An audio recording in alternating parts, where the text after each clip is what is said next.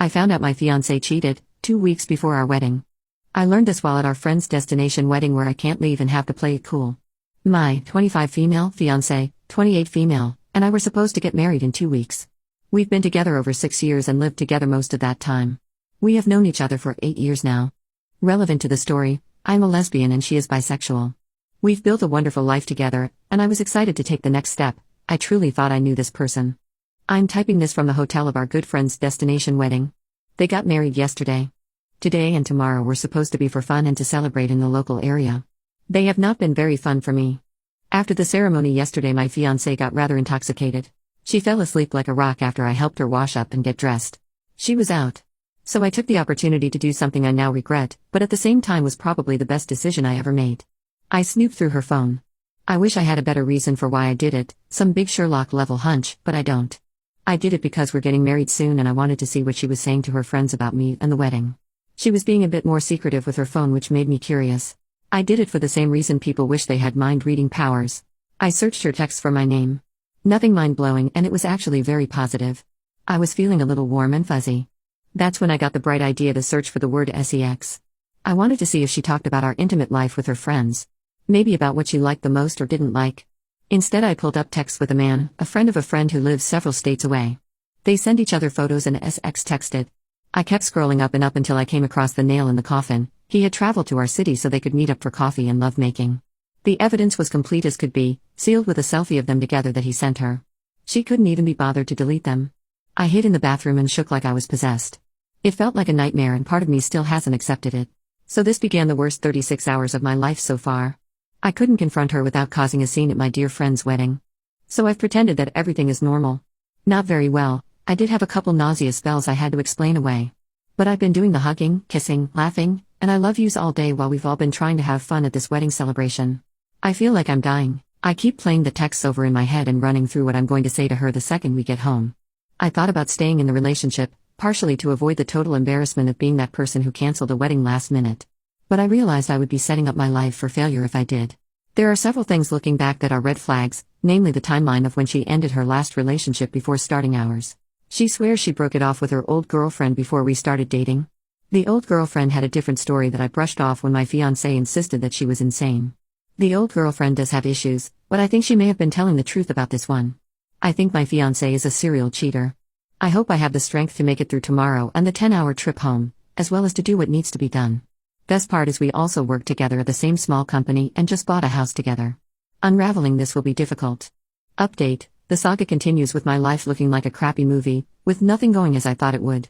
We started the drive home Sunday morning with the newlyweds, stopping partway for brunch with the bride's family. At this point my fiancé had sensed that something was wrong and is getting anxious about why I was being distant. It all blew up when I, stupidly, left my phone on the table and walked away for a moment while we were waiting for food. She tried to access my phone for some reason. I don't think it was nefarious. She was right in front of the groom and may have wanted to take silly photos on my phone. In a previous comment I mentioned that I had changed my password to protect the evidence I had. Well, she did not appreciate that, not at all. She immediately spiraled into a panic attack when I wouldn't tell her why I changed the password. She said, "You've been acting weird and you never change your password?" Without a hint of irony, "Are you talking to someone?" was also asked. This was all in front of the groom. I desperately tried to play it off as I was protecting my Christmas present ideas. Normally we allow each other to be secretive with our phones around Christmas. She didn't buy it. I tried to play it cool for the couple and family, but she began texting me, begging me to talk to her right that moment. Then she began crying. I figured this couldn't get any more awkward, so I beckoned her outside. She tearfully asked, "Did I do something wrong?" Dear Reddit, the amount of relief I felt when I said I know what you did. I know about the guy is indescribable. Part of me was happy despite the situation, just from the relief of not hiding this knowledge any longer. Like taking out a festering splinter. She at first acted clueless. That quickly became he's just a friend, then we didn't do anything we only kissed and texted, and it wasn't cheating. She denies even now any intimate contact other than kissing. All excuses devolved into repeated begging for me to stay and get married to her.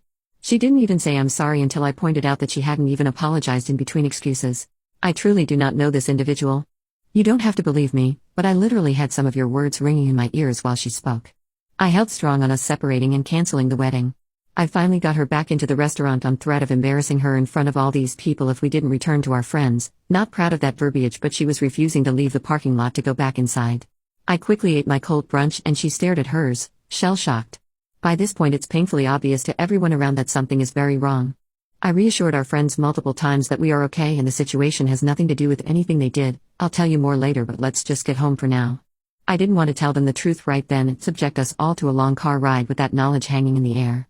In an incredible twist of fate, I spend the 10-hour car ride singing and making conversation, and she spends it on the verge of tears and car sick, dry heaving into a sick bag, trying to act normal for our friends.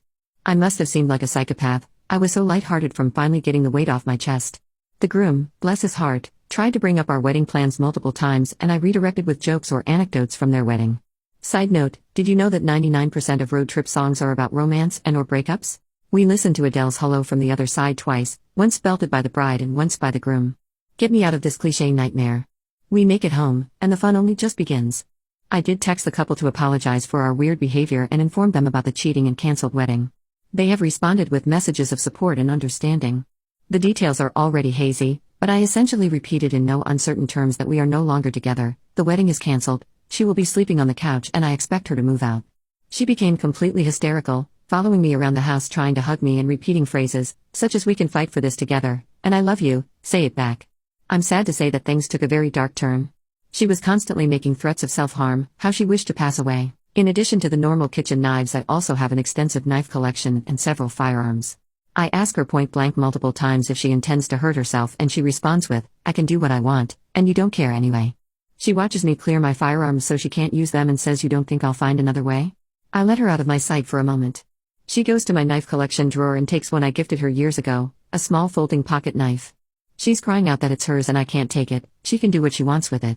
I try to wrestle it away from her and she won't give it up. I gave her an ultimatum, give up the knife or I'll call the police. She refused and I called her bluff, and called 911 using Siri. The moment I dialed 911 the change was immediate.